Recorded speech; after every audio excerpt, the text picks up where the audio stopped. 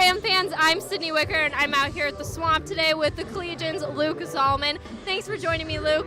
Got a lot going in today's game. It's supposed to be a packed house. I know the university was giving out tickets to those who are affected by Hurricane Florence, so it should be really big in attendance today. One of the biggest attendances that CSU is probably going to face throughout the year. What are your expectations for today's game?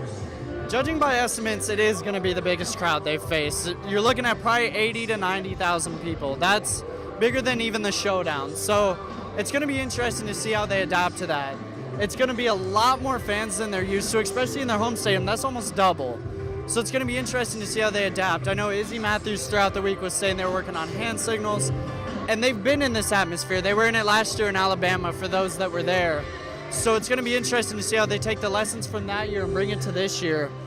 They've worked on signals throughout practice, like I said, so it'll be very interesting. Izzy was talking about they need to focus every single play as opposed to just focusing as the game as a whole.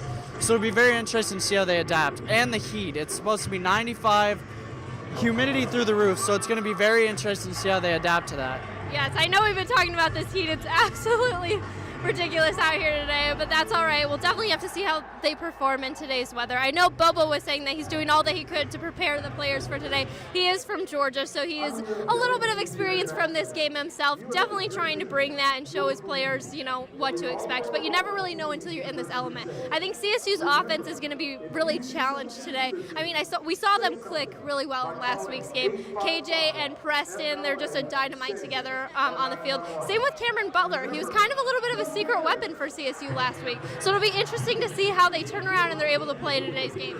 Yeah, Florida's passing defense is amazing. They're second in the nation right now.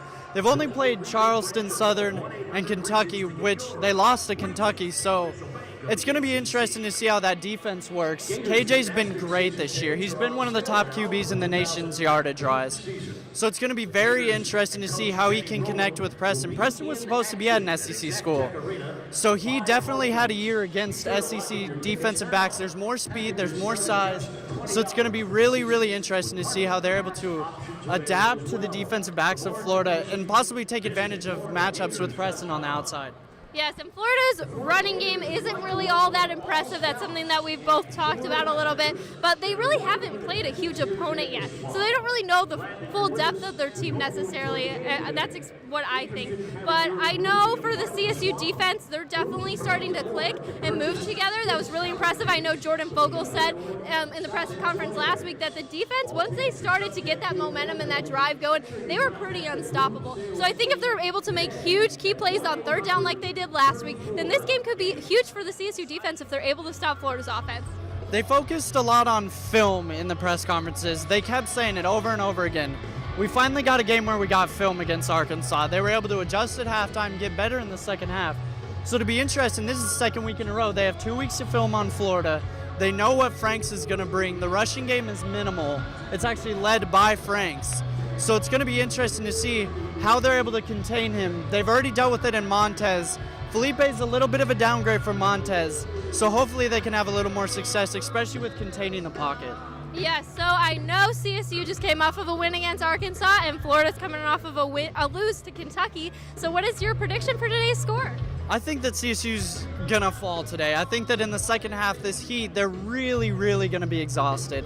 Florida's used to it. They practice in it every week. They're used to it, and I think CSU's going to fall off towards the end. My guess is 27-16. I think Franks has a big second half. I think the defensive backs are going to fall apart a little in the second half. I think CSU will fail to establish a run game again, which is only going to hurt their defense more. Yes, I'm definitely on your side. I think Florida might take this victory today. I'm predicting a 21-14 game. So it'll be interesting to see how they do in the Swamp today. Definitely a different field, different atmosphere, but I don't think they're going to be able to take it from Florida today. But we'll just have to see how it all pans out. Thanks for tuning into CTV Sports. I'm Sydney Wicker. And I'm Luke Zahlmann.